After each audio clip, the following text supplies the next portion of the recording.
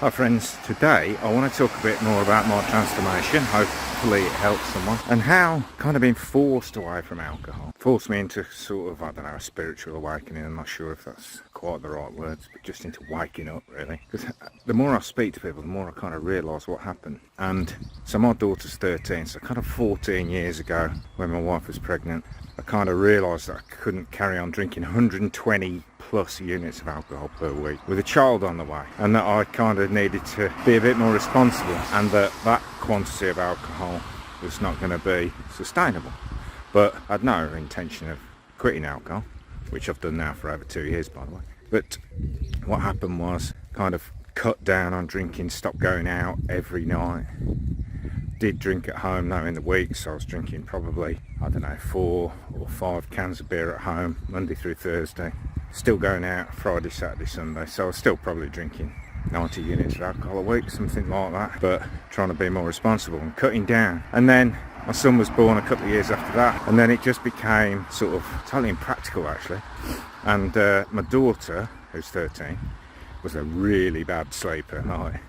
It's absolutely fine actually. I probably ought to thank her for helping me, because then it was just not practical. Well, it was just impossible to like get up for work in the morning after drinking so much the night before, and it sort of got to this stage where I just couldn't go on like that, and started cutting down to like, I don't know, 2 cans per night on work nights. But then I kind of realised, looking back now, what happened was like alcohol was my way out of facing up to the emotions, the thoughts that were going through my head that I was struggling to deal with, a lot of anger about my past, and I needed something else. But that was like totally subconscious, and that's when I started gambling a lot. But I was playing, it's quite funny because I say gambling, but I was playing poker, online poker, and playing with quite a lot of money at the tables, like sort of £500 at one go at the tables all the time, and topping up every time I lost a bit. But the thing with poker is a bit of a funny one really. You can pick who you play against. Well, you can't quite pick who you play against, but you can pick the sort of level of table that you're playing on.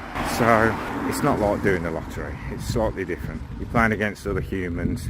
Obviously the side, because it was all online, they take a cut of each pot, so it's not a zero-sum game, but you know, it's you can kind of pick who you're playing against a little bit and ride your luck. So that I really went deep into, and it was quite mathematical as well, very mathematical as well, so I absolutely love that because maths is kind of one of my strong points. But yeah, I was like getting up at 4 o'clock in the morning to play, because foreign players were online then, so it was easier to get games, and studying the game like mad. It was probably affecting my job a little bit, affecting home life, I don't know. You know, my wife kind of knew what she was getting into when she married me, I would say, and everything's probably better, no, definitely better than it was then. I was drinking every day and smoking as well. But yeah, so I needed something to still, it's kind of not wanting to be alone with your mind, you know. So I don't know if that's something you guys can sort of, what's the word, equate to or understand. It's like not being able to relax and be, I don't know, I guess in a meditative state, having to think about things, because I would get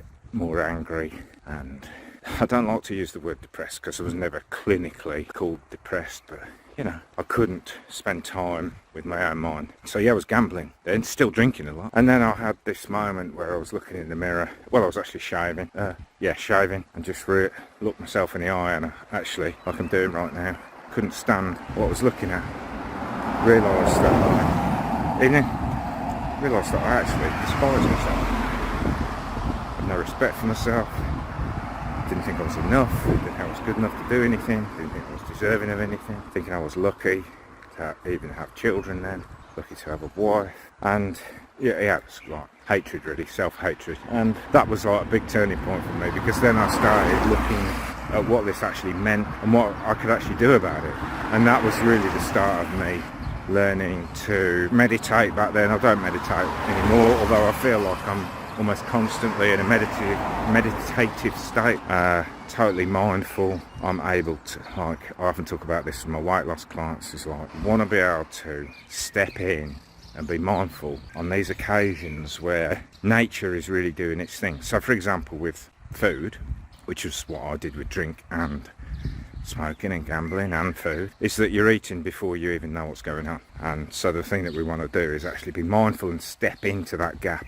Step in at the moment that it's coming, be alert and attentive to when it's coming, and then start to take action, do what we can, mindfulness techniques, whatever it is, and try and be conscious in that moment and take over. And really, that's just how I got started, with a bit of meditation, being aware of that situation, and then from there everything has just turned around, which I'll talk to you about in another video. I'm just on the walk 3 of my rehab walks to try and get this Achilles sorted.